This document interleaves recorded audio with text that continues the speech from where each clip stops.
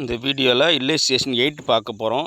Illustration 8 பார்க்க போகிறதுக்கு முன்னாடி பேலன்ஸ் ஷீட்டில் சப்ஸ்கிரிப்ஷன் எப்படி காமிக்கிறது. பேலன்ஸ் ஷீட் ஆசான் என்ன டேட்டோ அந்த போட்டுட்டு லைப்ரரி சைடு அசட் சைடில் outstanding subscription for the current இயரும் ப்ரீவியஸ் இயரும், அதாவது இன்னும் அவுட்ஸ்டாண்டிங் சப்ஸ்கிரிப்ஷன் வர வேண்டி இருக்கும்ல, இந்த இயர் வர வேண்டியதும் ப்ரீவியஸ் இயர் வர வேண்டியதும் அசட்டு. நமக்கு சப்ஸ்கிரிப்ஷன் ஒரு இன்கம்மு, அது இந்த இயர் சப்ஸ்கிரிப்ஷன் வர வேண்டியிருக்கு, லாஸ்ட் இயர் சப்ஸ்கிரிப்ஷன் வர வேண்டியிருக்கு அப்படின்னா அது ரெண்டையும் அசட்டில் காமிச்சிடும். Outstanding expenses subscription for the current year previous year ரெண்டுன்னு சொல்லி போட்டுடணும். இந்த பக்கம் லைபிலிட்டி சைடில் subscription received in advance for the subsequent year. Received in advance அடுத்த வருஷத்துக்காக இப்போயே நம்ம வாங்கி வச்சுருக்கோன்னு வச்சுங்களேன், அது நமக்கு லைபிலிட்டியாக. ஓகேங்களா?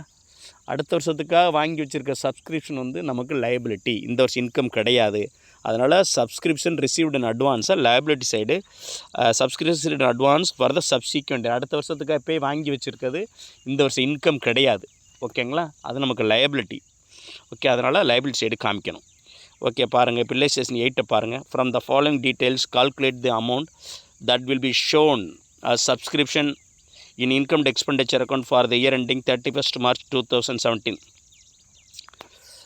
Amount will shown in the income expenditure that எப்படி காமிக்கிறதுன்னு கேட்குறாங்க. சப்ஸ்கிரிப்ஷன் ரிசீவ்டு ஃபார் 2015-16க்கு 7,500, 2016-17க்கு 60,000, 2017-18க்கு 1,500, டோட்டல் 69,000 வருது. ஓகே, 2015-16க்காக 7,500 16-17க்காக 60,000, 17-18க்கு 1,000, மொத்தம் 69,000 சப்ஸ்கிரிப்ஷன் ரிசீவ் பண்ணியிருக்கோம். Subscription outstanding for the year 2016-17 is 2,000. இந்த வருஷம் 16-17 நம்ம பார்க்க போகிறது for the year ended 31st March 2017னா அது 16-17 தான். அந்த 16-17ல் சப்ஸ்கிரிப்ஷன் அவுட்ஸ்டாண்டிங் வர வேண்டியது 2,400 இருக்குது. இது இந்த வருஷ இன்கம், அது இந்த வருஷம் சப்ஸ்கிரிப்ஷன் வர வேண்டியது, இது நம்ம வருமானமாக எடுக்கணும்.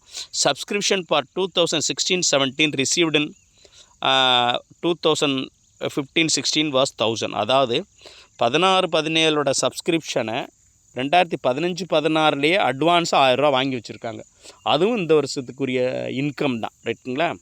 இது ரெண்டுமே நம்ம ஆட் பண்ண வேண்டியிருக்கும் இந்த வருஷம் இன்கம். அதனால் பாருங்கள், முதல்ல சொல்யூஷனில் income and expenditure account for the year ended 31st March 2017 போட்டு left side DR right side CR போட்டுட்டு பை சப்ஸ்கிரிப்ஷன் இந்த வருஷத்தை மட்டும் எடுங்க. 16-17 மட்டும்தானே பார்க்குறோம். நம்ம சம்மந்தப்பட்ட வருஷத்தை மட்டும் எடுத்தால் பார்த்தா போதும்.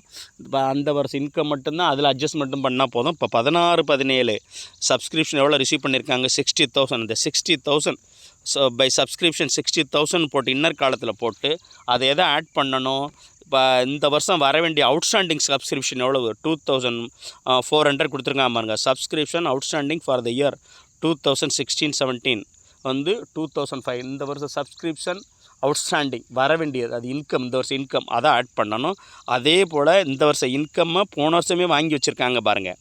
Subscription received in advance in 2015-16 for 2016-17. இந்த வருஷம் 16-17க்காக 15-16லேயே அட்வான்ஸாக 1,000 வாங்கி வச்சுருக்காங்க சப்ஸ்கிரிப்ஷன், அதையும் ஆட் பண்ணிக்கணும். ரெண்டையும் ஆட் பண்ணி அவுட்டர் காலத்தில் காமிச்சிக்கணும். ஓகேங்களா?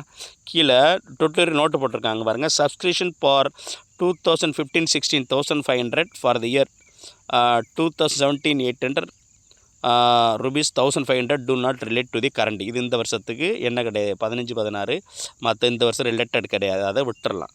So you should not be recorded income and expenditure. Subscription outstanding for the current year 2016-17 is 2,400.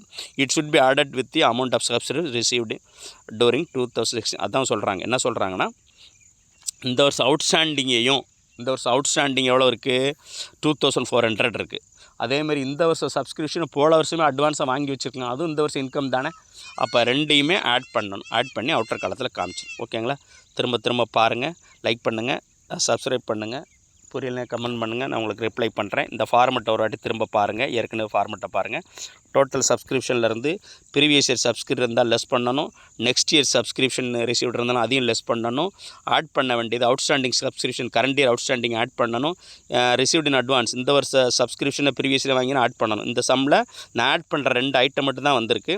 அதனால் இந்த வருஷம் அவுட்ஸ்டாண்டிங் வந்து 2400யும் இந்த வருஷம் சப்ஸ்கிரிப்ஷன் ப்ரீவியஸ் இயர் வாங்கி வச்சுருக்காங்கல்ல 1000 ஆட் பண்ணியிருக்கோம். அவ்வளோதான் அந்த சம்மில். ஓகேங்களா? திரும்ப பாருங்கள், லைக் பண்ணுங்கள், ஷேர் பண்ணுங்கள், சப்ஸ்கிரைப் பண்ணுங்கள். புரியலைங்க கமெண்ட் பண்ணுறேங்க, நான் ரிப்ளை பண்ணுறேன். தேங்க்ஸ்.